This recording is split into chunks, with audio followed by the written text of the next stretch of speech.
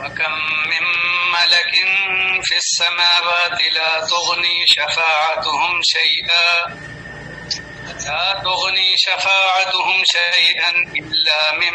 بَعْدِ أَنْ يَأْذَنَ اللَّهُ لِمَنْ يَشَاءُ وَيَرْضَى وَكَمْ مِنْ مَلَكٍ اور کتنے ہی فرشتے ہیں فی السماوات آسمانوں میں لا تغنی نہیں فائدہ دیتی شفاعتہم ان کی سفارش شیئن کچھ بھی الا مگر من بعد اس کے بعد ان یأذن کی اجازت دے اللہ تعالی لمن جس کے لیے یشاء وہ چاہے ویرضا اور راضی ہو. اللہ تعالیٰ نے اس آیت میں شفاعت یا سفارش کا تذکرہ کیا ہے. ہم سب یہ بات جانتے ہیں کہ اللہ کی مخلوق میں فرشتے اللہ کے مقرب بنتے ہیں.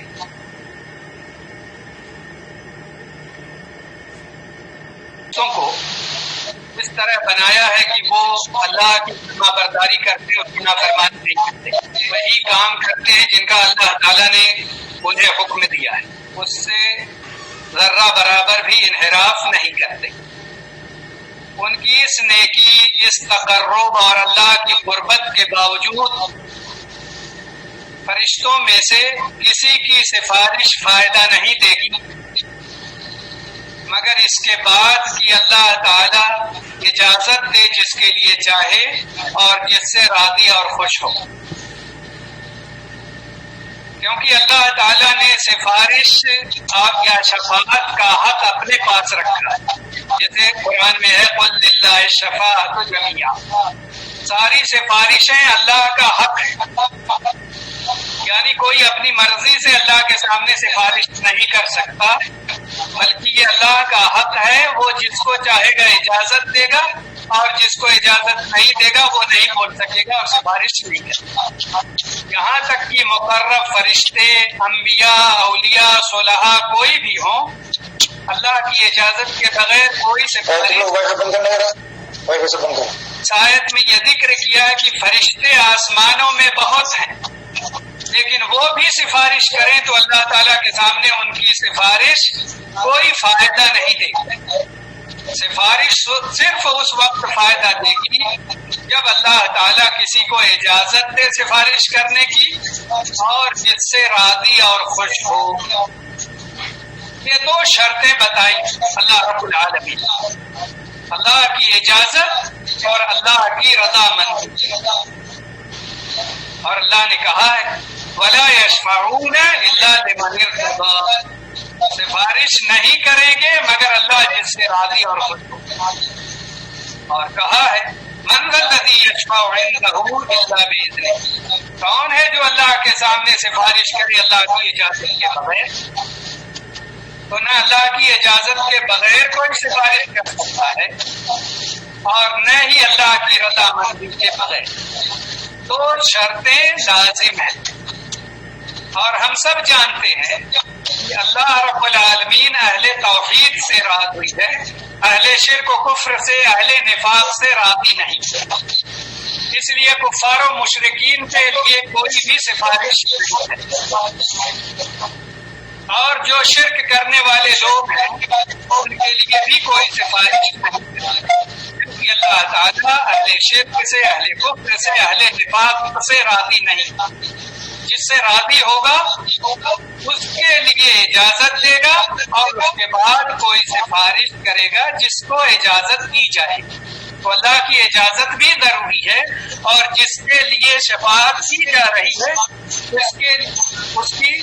اللہ رب العالمین کی رضامندی بھی اس کے تعلق سے لازم ہے. اس لیے جتنے شرک و کفر والے لوگ ہیں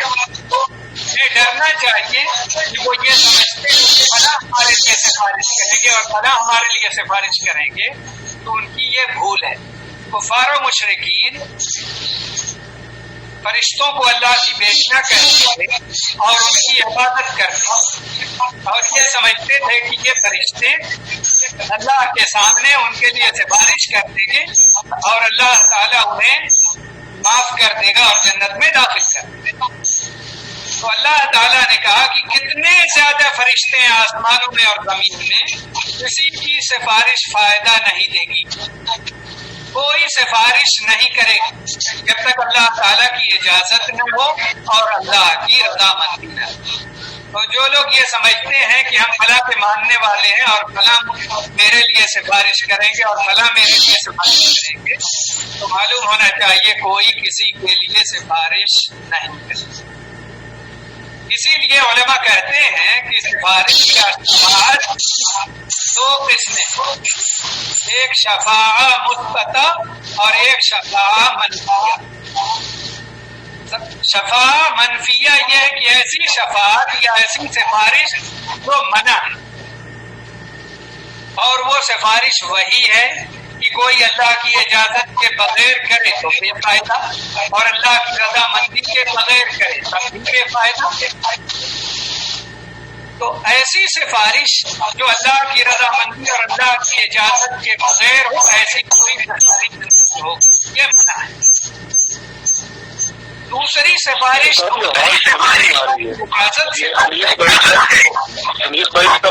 صرف وہ شفاعت فائدہ دے گی جس شفاعت کے لیے اللہ تعالیٰ کسی کو اجازت دے اور جس کے لیے راضی اور خوش ہو. تو جس کے لیے شفاعت کی جاتی ہے اس کا ضروری ہے اہل توحید میں سے ہونا. اور اسی لیے حدیث شریف میں لکھا ہے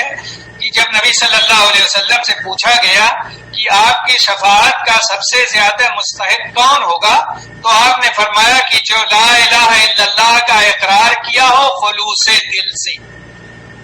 خلوص کے ساتھ، یعنی وہ موحد ہو، پکا مسلمان ہو، تب نبی صلی اللہ علیہ وسلم اس کے لیے شفاعت کریں گے. یعنی جو اہل توحید نہیں ہوں گے ان کے لیے کوئی شفاعت نہیں کرے گا، چاہے وہ فرشتے ہوں یا انبیاء اور رسول ہوں یا بزرگان دین ہوں یا اور دوسرے مسلمان. سب سے بڑی شفاعت تو رسول اللہ صلی اللہ علیہ وسلم کی ہوگی، اور آپ کی شفاعت کا تذکرہ موجود ہے. یہاں تک کہ امام ابن قیم رحمہ اللہ نے لکھا ہے کہ اللہ کے نبی صلی اللہ علیہ وسلم کی شفاعت 6 قسم کی ہوگی. ایک شفاعت تو میدان محشر میں ہوگی تمام لوگوں کے لیے، جب سارے انبیاء اور رسول کہیں گے کہ ہم اس لائق نہیں ہیں کہ اللہ کے سامنے جائیں اور سفارش کر سکیں، تو اس کی وجہ سے کوئی نبی آگے نہیں بڑھیں گے. صرف اللہ کے نبی صلی اللہ علیہ وسلم کے پاس جب اخیر میں لوگ آئیں گے تو آپ فرمائیں گے کہ ہاں میں اس کا اہل ہوں، اور پھر نبی صلی اللہ علیہ وسلم اللہ کے سامنے جائیں گے اور سجدے میں گر جائیں گے اور دیر تک اللہ کی حمد و ثنا بیان کریں گے جس قدر اللہ چاہے گا. پھر اللہ تعالیٰ کہے گا کہ اے محمد سر اٹھاؤ، جو باتیں کہنی ہے کہو، اور جس کے لیے سفارش کرنا ہے سفارش کرو، تمہاری بات سنی جائے گی اور تمہاری شفاعت قبول کی جائے گی. اس اجازت کے بعد اللہ کے نبی صلی اللہ علیہ وسلم اپنا سر اٹھائیں گے اور فرمائیں گے کہ اللہ تعالیٰ لوگ جس تکلیف اور پریشانی میں ہے تو خوب جانتا ہے، لوگوں کا فیصلہ ہو جائے تاکہ جنتی جنت میں چلے جائیں اور جہنمی جہنم میں چلے جائیں. یہ مقام محمود ہے اور یہ بڑی شفاعت ہے جو اللہ کے نبی صلی اللہ علیہ وسلم تمام لوگوں کے لیے کریں گے تاکہ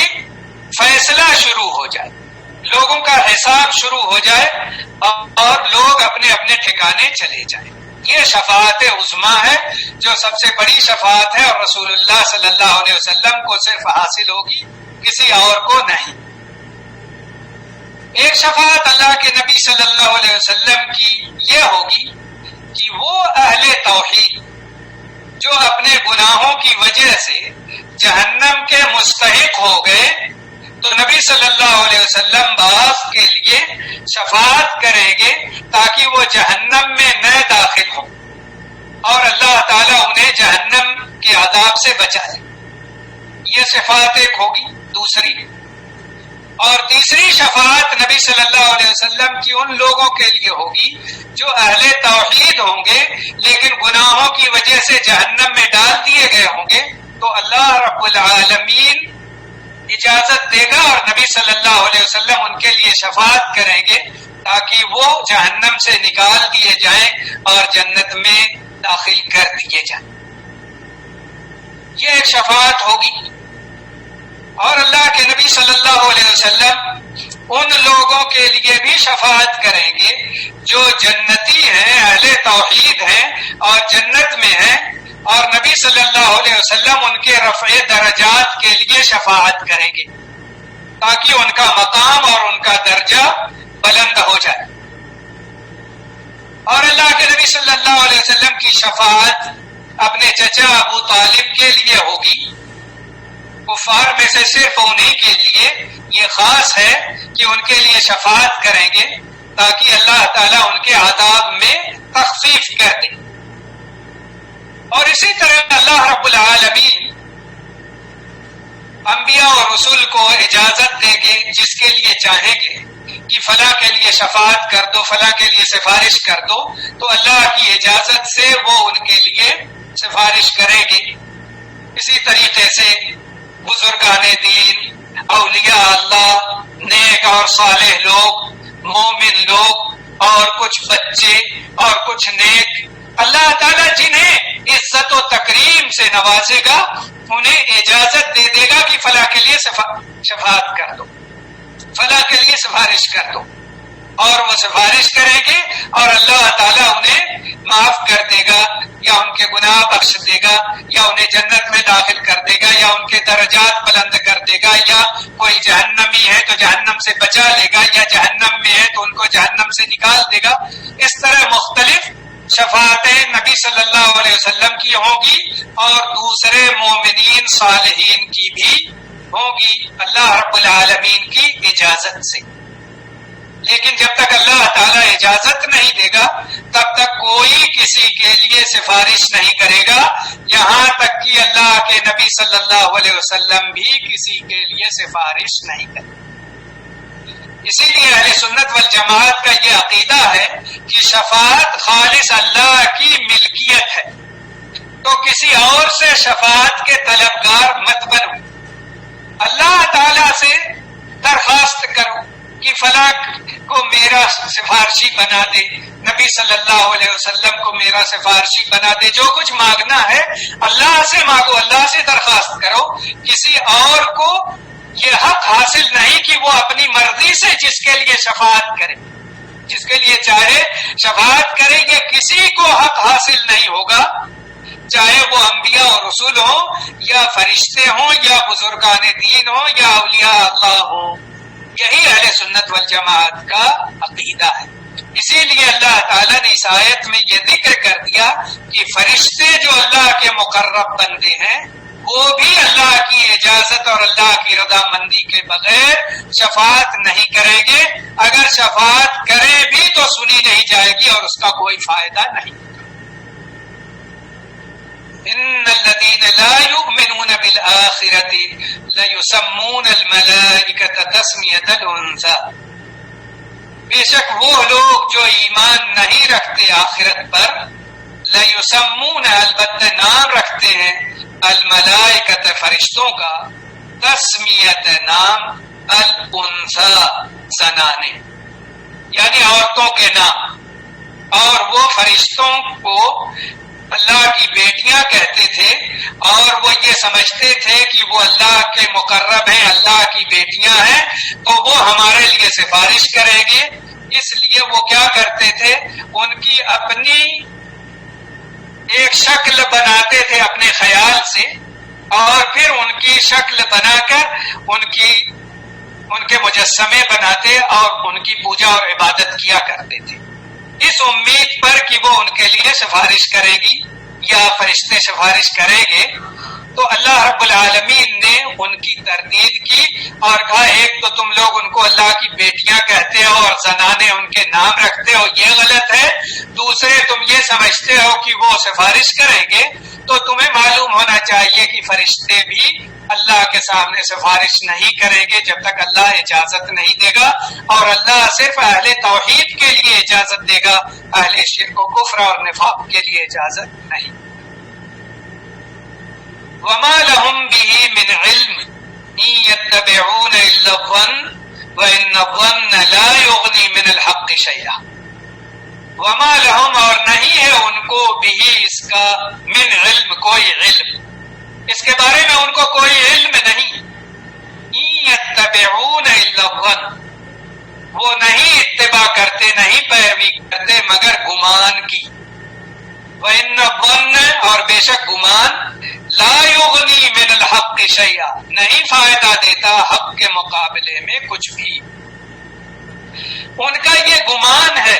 ان کا یہ خیال ہے کہ فلاں ان کے لیے سفارش کریں گے۔ کافروں کا خیال ہے کہ فرشتے ان کے لیے سفارش کریں گے، یا کفار و مشرکین کا خیال ہے کہ ان کے بت ان کے لیے سفارش کریں گے، یا بعض اہل شرک کا خیال ہے کہ ان کے اولیاء اور بزرگ ان کے لیے سفارش کریں گے۔ یہ ان کے خیالات ہیں۔ اللہ تعالیٰ نے کہا ان کو اس کا کوئی علم نہیں، یہ ان کے وہم و گمان کی باتیں ہیں،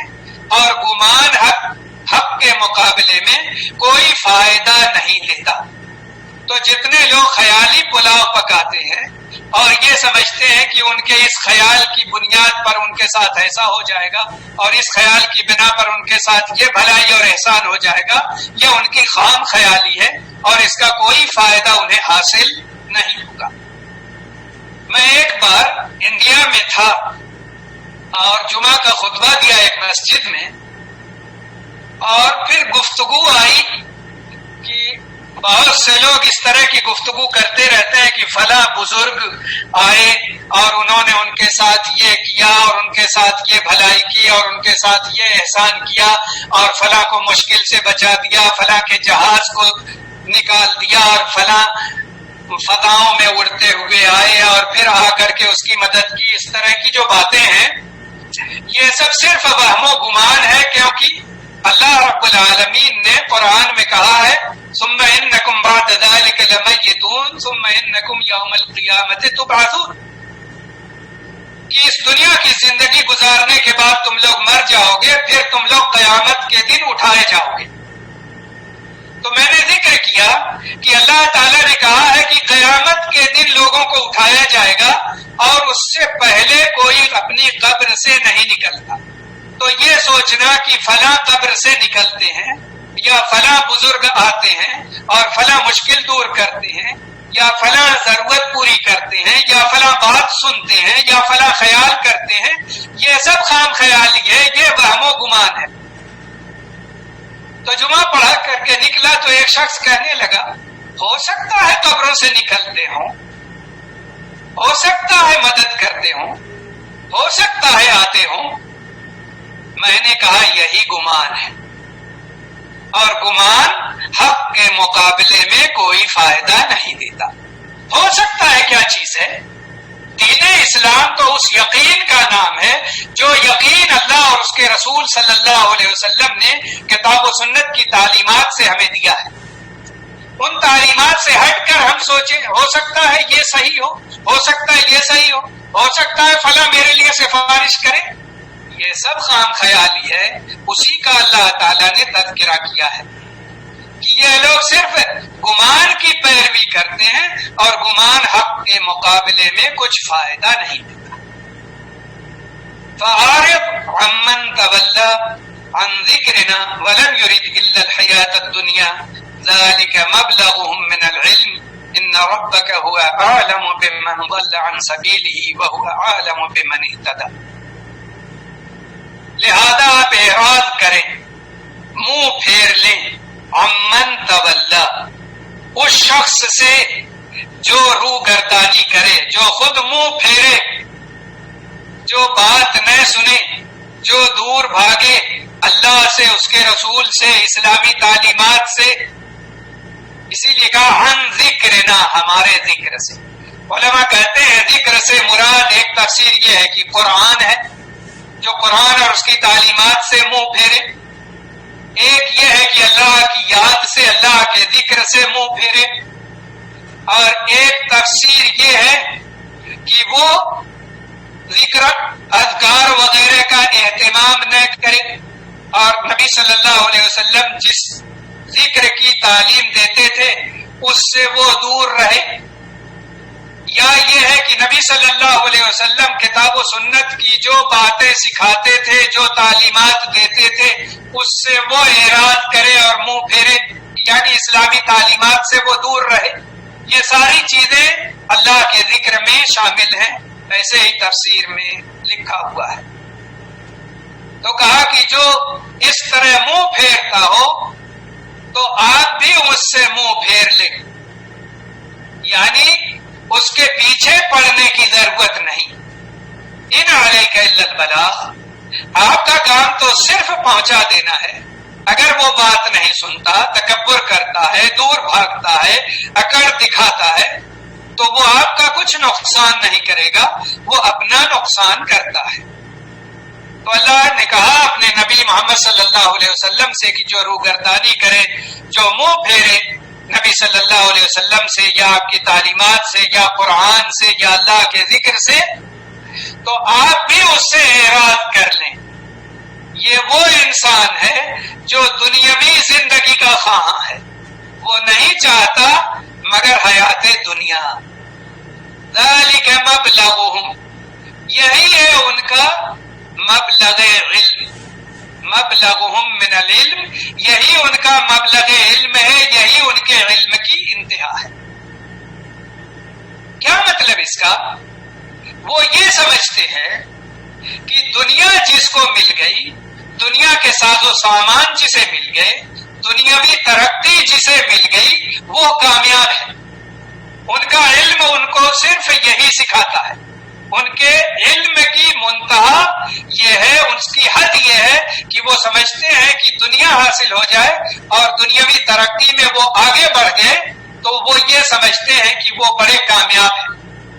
اسی لیے اللہ تعالیٰ نے کہا ان کی خواہش صرف حیات دنیا ہے، اس سے زیادہ وہ سوچ نہیں پا رہے ہیں، اور ان کے پاس جو علم ہے وہ سارا کا سارا یہی ہے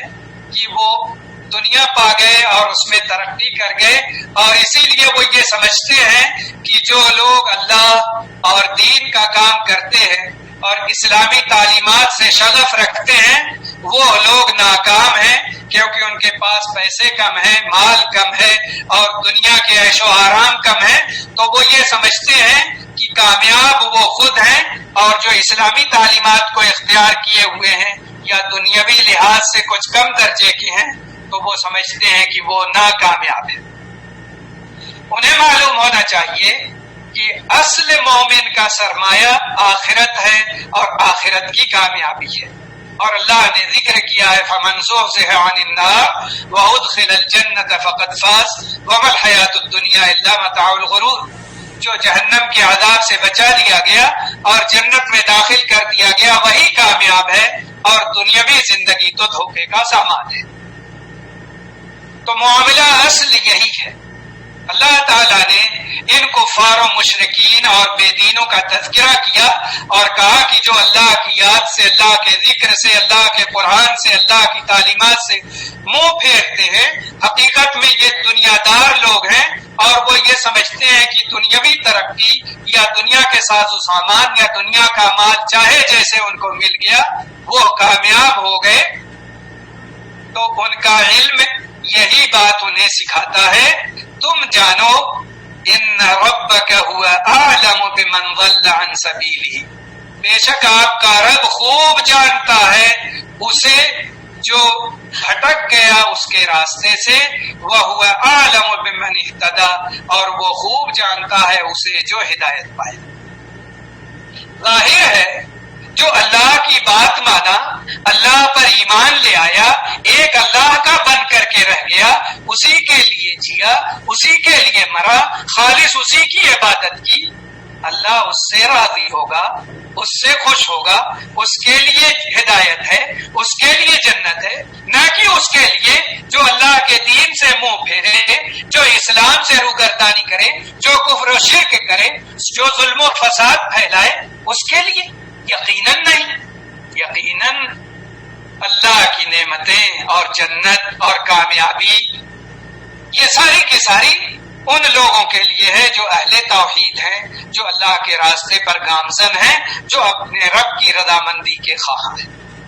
تو اللہ تعالیٰ نے اسی کا تذکرہ کیا کہ یہ دنیا دار ہیں، صرف دنیا مل جائے تو کامیابی سمجھتے ہیں، لیکن آپ جانیے کہ اللہ خوب جانتا ہے ہدایت پر کون ہے اور گمراہی پر کون ہے۔ ان کفار و مشرکین کی باتوں میں آنے کی ضرورت نہیں، کامیاب لوگ وہی ہیں جو حقیقت میں اللہ کے دین کو اختیار کریں اور آخرت میں کامیاب۔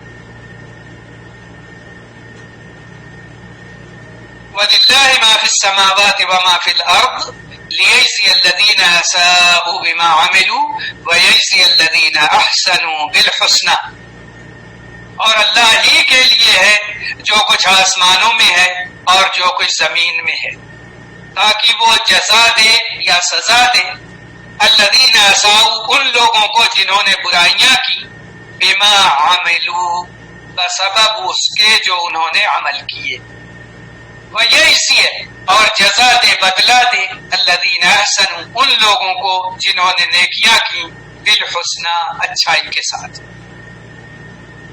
تو اللہ تعالی کے لیے یہ بات بتا کر کے گویا کہنا چاہتا ہے آسمان اس کا، زمین اس کی، پوری کائنات کی ساری چیزیں اس کی، حکومت اس کی، تو آرڈر بھی اسی کا ہوگا، فیصلہ بھی اسی کا ہوگا، حکم بھی اسی کا چلے گا۔ تو وہ جس کے لیے حکم دے گا جنت کا وہ جنتی ہوگا، وہ جسے حکم دے گا جہنم میں جانے کے لیے وہ جہنمی ہوگا۔ تو اللہ تعالیٰ نے اس کا ذکر کیا کہ آسمانوں اور زمین کی ملکیت اور حکومت اللہ کی ہے۔ تو ایسی صورت میں تم لوگ جان جاؤ کہ بروں کو برائی کی سزا وہ دے گا اور نیکوں کو ان کی نیکی کا اچھا بدلہ جنت کی شکل میں عطا کرے گا۔ پھر بتایا اس کی تفصیل، پھر ذکر کی الذین یجتنبون کبائر الاثم والفواحش الا اللمم، وہ لوگ جو بچتے ہیں کبیرہ گناہوں سے، والفواحش اور بے حیائی کے کاموں سے، الا اللمم سوائے صغیرہ گناہوں کے، یعنی جو کبیرہ گناہوں سے، بڑے گناہوں سے بچتے رہتے ہیں، ان کے قریب بھی نہیں جاتے، کیونکہ یہ مومن ہیں، اللہ سے ڈرتے ہیں، لیکن چھوٹے چھوٹے گناہ تو انسان سے ہو ہی جاتے ہیں، گناہ، نافرمانی اور اس طریقے کے کام اکثر ہو جاتے ہیں لوگوں سے، اور صغائر میں وہ ساری باتیں آ جاتی ہیں جو اللہ کو ناپسند ہوں، یا دین اسلام نے ان کو گناہ کہہ دیا ہو، یا اس سے ناپسندیدگی کا اظہار کر دیا ہو، تو وہ ساری چیزیں اس میں شامل ہوں گی، اور ایک انسان سے اس طرح کی چیزیں ہوتی رہتی ہیں، کبھی نہ مسکرانا اور منہ بگاڑ لینا کسی کے سامنے، یہ خود ہی صغائر میں ہے شامل، کیونکہ یہ تعلیم ہے ہمیں کہ خوش مزاجی سے ملو، ہنستے ہوئے ملو، مسکراتے ہوئے ملو، لیکن اپنے بھائی کے سامنے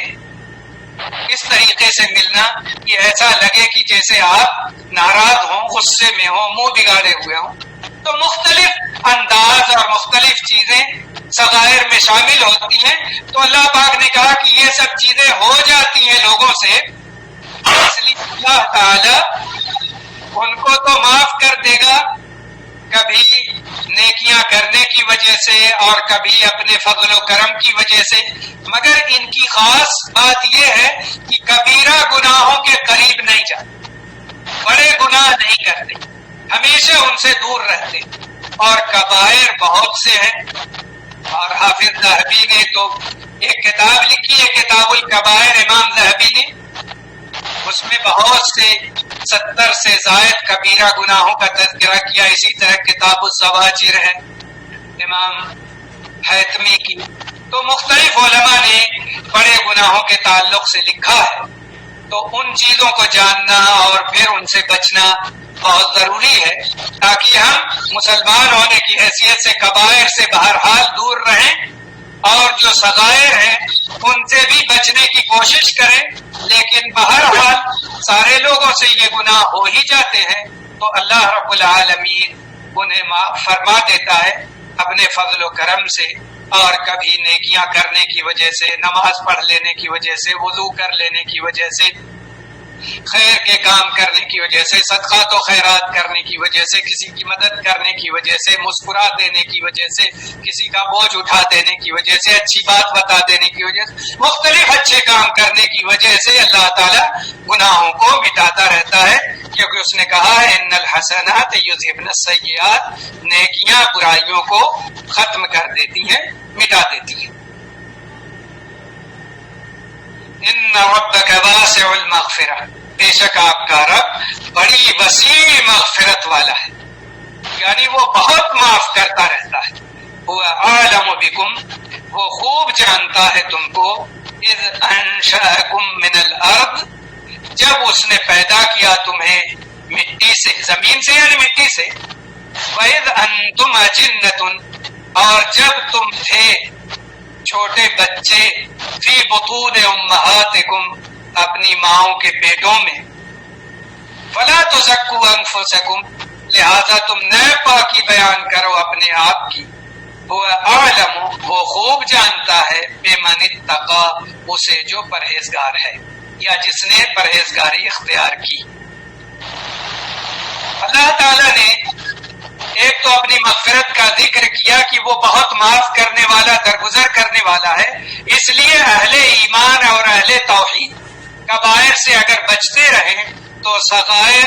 اللہ اپنے فضل و کرم سے معاف کرے گا۔ دوسری بات یہ کہ ایک ہی انسان کے بارے میں اللہ خوب جانتا ہے، کیونکہ اسی نے پیدا کیا ہے۔ آدم علیہ السلام کو مٹی سے بنایا، اور پھر ہم لوگوں کو نطفے سے بنایا، اور ہماری کیفیت جو ہے وہ یہ تھی کہ ہم نطفہ تھے، اور پھر جمع ہوا خون تھے، گوشت کا لوتھڑا تھے، پھر ہڈی بنی، شکل و صورت بنی، اور ہم اندھیرے میں تھے اور ایسی جگہ میں تھے جو پسندیدہ نہیں ہے، جھلی کے اندر تھے، لیکن اللہ رب العالمین نے اسی میں صورت گری کی، ہم کو عزت بخشی، ماں کے پیٹ سے باہر کیا، اور ہمیں ہماری نگرانی کی، ہماری حفاظت کی، ہماری خوراک کا انتظام کیا، یہاں تک کہ ہمیں پاک و صاف رہنے کی تعلیم دی، خیر اور بھلائی کے لیے ہمیں درس دیا، پورا قرآن اتارا، انبیاء بھیجے، یہ ساری چیزیں اللہ کی طرف سے ہمارے لیے مہیا ہو گئی۔ اس کے باوجود اللہ خوب جانتا ہے کون نیک ہے کون برا ہے، اس لیے کسی کو یہ بتانے کی ضرورت نہیں میں فلاں ہوں، میں فلاں ہوں، میں فلاں کا بیٹا ہوں، اور میں ایسا بزرگ ہوں اور ایسا پرہیزگار ہوں، اور میں تہجد گزار ہوں، اور میں نمازی ہوں، اور میں صدقات و خیرات کرنے والا ہوں، اور میں فلاں کی خدمت کرنے والا ہوں۔ دنیا بھر کی باتیں بتانے کی ضرورت نہیں، اللہ کو معلوم ہے کون نیکی کرتا ہے کون بدی کرتا ہے، اللہ کو معلوم ہے، اور یہ بھی معلوم ہے کہ کون مخلص ہے کون منافق ہے۔ کتنے ایسے لوگ ہوں گے جو خوب خرچ کرتے ہیں، خوب نیکیاں کرتے ہیں، لیکن ان کا خرچ، ان کی نیکیاں، ان کی بھلائیاں ان کے منہ پر مار دی جائے گی، ان کے نفاق کی وجہ سے، ان کے اخلاص نہ ہونے کی وجہ سے۔ تو خوب وہ جانتا ہے کہ کون ہے جس کی نیکی قابل قبول ہے اور کون ہے جس کی نیکی ناقابل قبول ہے۔ اس لیے اپنی پاکی بیان مت کرو، اور اپنے آپ کو دوسروں سے بہتر مت بتاؤ کہ میں اچھا ہوں اور فلاں برا ہے۔ اللہ جانتا ہے کون اچھا ہے اور کون برا ہے۔ افرأیت الذی تولی وأعطى قلیلا وأکدى عنده علم الغیب فهو یری، کیا پھر آپ نے دیکھا اسے جس نے روگردانی کی، منہ پھیرا، وأعطى قلیلا اور دیا تھوڑا سا، وأکدى اور رک گیا، باز آ گیا کہ پاس علم غیب ہے، فہو یری تو وہ دیکھتا ہے۔ تفسیر میں لکھا ہے کہ یہ آیات اتری ولید بن مغیرہ کے بارے میں، اور تفسیر میں یہ بھی لکھا کہ ابو جہل سے پہلے ولید بن مغیرہ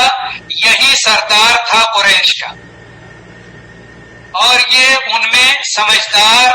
عقل مند آدمی سمجھا جاتا تھا. تو نبی صلی اللہ علیہ وسلم کی باتوں سے وہ بہت متاثر تھا اور وہ قریب تھا کہ ایمان لے آئے. تو اس کے کافر ساتھی کو جب پتا چلا تو اس نے آ کر کہا ایمان لانے کی ضرورت نہیں، بلا وجہ تم متاثر ہو اور تم یہ سمجھتے ہو کہ قیامت قائم ہوگی، جنت اور جہنم ہوگی، اور تم اس نبی کی بات نہیں مانو گے تو جہنم میں جاؤ گے. یہ تمہارے سب خیالات غلط ہیں. اگر تم کو یقین نہیں ہے تو پھر میں ذمہ داری لیتا ہوں تمہارے گناہ کی. جتنے گناہ تمہارے ہوں گے وہ میں لے لوں گا اور تمہاری سزا میں سہوں گا اور تم بچ جاؤ گے. تم مجھ کو اتنا اتنا مال دے دو اور بس. اور وہ اس کے جھانسے میں آ گیا. وہ یہ سمجھ بیٹھا کہ دنیا میں کبھی کبھی ایسا ہوتا ہے کہ آدمی مال دے کر کے سزا سے اپنے آپ کو بچا لیتا ہے. تو اس نے یہ سمجھا کہ آخرت میں بھی شاید ایسا ہی ہو کہ میں پیسہ اس کو دے دیتا ہوں اور یہ میری سزا خود لے لے گا اور میں بچ جاؤں گا. حالانکہ ایسی بات نہیں ہے. تو اس نے چونکہ اس طرح کی بات کی اور پھر ایمان نہیں لایا اور یہ بھی کیا کہ قسطوار وہ اس کو دینا چاہتا تھا تو بعض قسطیں اس نے اس کو ادا بھی کر دی. اللہ تعالیٰ نے اس کا تذکرہ کیا کہ کیا تم نے دیکھا اسے جس نے روح گردانی کی اور تھوڑا سا مال دیا اور اس کے بعد پھر سمجھ میں آیا کہ کیوں بلا وجہ دیتا ہوں، پتہ نہیں کیا ہوگا، پھر رک گیا. تو وہ شک و شبہ کا شکار تھا. اللہ تعالیٰ نے اس کا تذکرہ کیا اور کہا اَعِندَهُ عِلْمُ الْغَيْبِ فَهُوَ يَرَىٰ، کیا اس کے پاس علم غیب ہے کہ وہ دیکھتا ہے؟ تو ہو سکتا ہے ولید بن مغیرہ بھی ہو سکتا ہے اور اس کا ساتھی بھی ہو سکتا ہے کہ کیا ان کے پاس علم غیب ہے کہ وہ دیکھتے ہیں اور جانتے ہیں کہ ہاں ایسا ہوگا اور ایسا ہوگا. انہیں معلوم ہونا چاہیے کہ پوری دنیا کا خزانہ بھی کسی کے پاس موجود ہوگا اور وہ دے کر کے اپنے آپ کو اللہ کے عذاب سے بچانا چاہے گا تو وہ نہیں بچا پائے گا. وہاں پر نہ کسی کی شفاعت کام آئے گی، نہ مال و دولت، نہ اور کوئی جاہو حشمت، کوئی چیز کام نہیں آئے گی. لیکن اس کو پتہ نہیں تھا اور اس نے ایسا ایسا کیا اور اس کے بہکاوے میں آ کر اسلام لانے سے رک گیا. اللہ تعالیٰ نے ذکر کیا ام لم ينبأ بما في صحف موسى وابراہیم الذي وفى الا تزر وازرة وزر اخرى، کیا نہیں خبر دی گئی اسے اس بات کی جو موسیٰ علیہ السلام کے صحیفوں میں ہے، وہ ابراہیم اور ابراہیم علیہ السلام کے صحیفوں میں ہے. الذی وفا، جس ابراہیم علیہ السلام نے وفا کیا، اللہ تزر وازرۃ وزر اخری، کہ نہیں بوجھ اٹھائے گی کوئی بوجھ اٹھانے والی جان کسی دوسرے کا بوجھ. وَلَيْسَ لِلْإِنسَانِ إِلَّا مَا سَعَىٰ، اور یہ کہ نہیں ہے انسان کے لیے مگر وہی جو اس نے کوشش کی. یعنی یہ باتیں موسیٰ علیہ السلام کے صحیفوں میں بھی تھی اور ابراہیم علیہ السلام کے صحیفوں میں بھی تھی کہ ہر انسان کو اس کا عمل فائدہ دے گا، دوسروں کے اعمال اسے فائدہ نہیں دیں گے. انسان نے جو کوشش کی، جو محنت کی، جو عمل کیا، جو نیکیاں کی، اسی کا اسے فائدہ ہوگا اور دوسروں کے بوجھ کوئی نہیں اٹھا سکے گا. یعنی کوئی یہ کہے کہ میرا بوجھ فلاں اٹھا لے گا، میرا بوجھ فلاں اٹھا لے گا، تو ایسا نہیں ہوگا. ہر انسان کو اپنے گناہوں کا بوجھ اٹھانا ہوگا اور کسی کی نیکی کسی کو فائدہ نہیں دے گی، الا یہ کہ وہ صورتیں جن میں اللہ اور اس کے رسول صلی اللہ علیہ وسلم نے ان کی تخصیص کی ہے اور اجازت دی ہے. جیسے مسلم شریف کی وہ روایت کی جب انسان مر جاتا ہے تو اس کا عمل ختم ہو جاتا ہے سوائے 3 چیزوں کے: صدقہ جاریہ یا ایسا علم جس سے فائدہ اٹھایا جائے، یا نیک اولاد جو اپنے والدین کے لیے دعا کرے. تو اس کا تذکرہ موجود ہے کہ اس کا فائدہ ہوگا مرنے کے بعد. تو یہ وہ چیزیں ہیں جو منصوص ہیں، خاص صحیح حدیث سے ثابت ہیں، تو وہ اس حکم سے مستثنا ہے. اسی طریقے سے حدیث سے یہ بات ثابت ہے کہ اللہ کے نبی صلی اللہ علیہ وسلم کے پاس ایک عورت آئی اور اس نے کہا کہ اللہ کا فریضہ جو حج کا ہے وہ میرے والد کو پہنچ چکا ہے اور وہ بہت بوڑھے ہو گئے ہیں اور سواری پر نہیں بیٹھ سکتے، تو کیا میں ان کی طرف سے حج کروں؟ تو نبی صلی اللہ علیہ وسلم نے اجازت دے دی کہ ہاں کرو. اور اسی طرح ایک شخص آیا اور اس نے کہا میرے والد کے اوپر حج فرض تھا اور ان کا انتقال ہو گیا، کیا میں کروں؟ تو نبی صلی اللہ علیہ وسلم نے اجازت دی کہ اپنے والد کی اس طرف سے حج اور عمرہ کرو. تو یہ خصوصی احکامات ہیں جن کی اجازت دے دی نبی صلی اللہ علیہ وسلم نے اللہ کی اجازت سے، تو وہ ان احکامات سے مستثنا ہوں گی کہ ان کا فائدہ بہرحال ہوگا. اور اولاد کی دعا کا یا کسی شخص کی دعا کا فائدہ ایک انسان کو ہوتا ہے، جیسے دعا کا تذکرہ ہوا اور پھر حدیث میں یہ لکھا ہے کہ انسان کا درجہ بلند ہوگا جنت میں. تو وہ پوچھے گا کہ یہ کس وجہ سے ہے، تو اللہ پاک کہیں گے کہ تیرے نیک اولاد کے دعائے مغفرت کرنے کی وجہ سے. تو اس کا فائدہ ثابت ہے، منصوص ہے، اس لیے اس میں کوئی کلام نہیں. اسی طریقے سے کسی شخص کے اوپر رمضان کا روزہ، فرض روزہ، یا یہ ہے کہ نذر کا روزہ تھا اور وہ ادا نہیں کر سکا، اس کی وفات ہو گئی، تب ایسی صورت میں اللہ کے نبی صلی اللہ علیہ وسلم نے فرمایا من مات علیہ صیام صام عنہ ولیہ، جو مر گیا اور اس کے ذمہ روزہ باقی ہے تو اس کا ولی یا اس کے گھر کے لوگ اس کی طرف سے رکھ لیں. اس کا مطلب کہ اس کا فائدہ اسے حاصل ہو جائے گا کہ وہ نہیں رکھ سکا تو اس کے اولیاء، اس کے گھر کے لوگ اس کی طرف سے رکھ لیں. یعنی اس کو موقع ملا لیکن نہیں رکھ سکا، تب ایسی صورت میں اس کی طرف سے وہ روزہ رکھ لیں. اور اگر کیفیت یہ تھی کہ وہ ضعیف اور کمزور تھا اور روزہ نہیں رکھ سکا اس کی وجہ سے، تو وہ بوڑھے لوگوں کے حکم میں ہوگا اور اس کی وفات ہو گئی، تو ایسی صورت میں حدیث شریف میں لکھا ہے کہ ہر روزے کے بدلے ایک مسکین کو کھانا کھلا دیا جائے گا. تو وہ کافی ہوگا. اگر زندگی میں نہیں کھلایا تو مرنے کے بعد اگر ان کی اولاد کھلا دی یا اس کے پیسے سے کھلا دیا تو انشاءاللہ وہ کفایت کرے گا. تو یہ بعض چیزیں وہ ہیں جو انسان کے اپنے اعمال سے ہٹ کر منصوص ہیں، یعنی نص سے ثابت ہیں، تو ان کو تسلیم کیا جائے گا اور اس کو جائز قرار دیا جائے گا. بعض علماء کہتے ہیں کہ یہ ساری چیزیں حقیقت میں وہ خود اسی کی کمائی، کیونکہ نیک اولاد اسی کی کمائی ہے، مال جو چھوڑ کر کے گیا ہے اسی کی کمائی ہے، علم جو چھوڑ کر کے گیا ہے اسی کی کمائی ہے، اور یہ ساری چیزوں کا تعلق در اصل اسی سے ہے اور اس کی محنت سے ہے، اس لیے اس کو اس کا فائدہ ہوتا ہے. اور بعض علماء کہتے ہیں کہ ٹھیک ہے وہ اس میں شامل ہیں، اور اگر کوئی دوسرا بھی صدقہ خیرات کر دیا اس کی طرف سے، یا یہ ہے کہ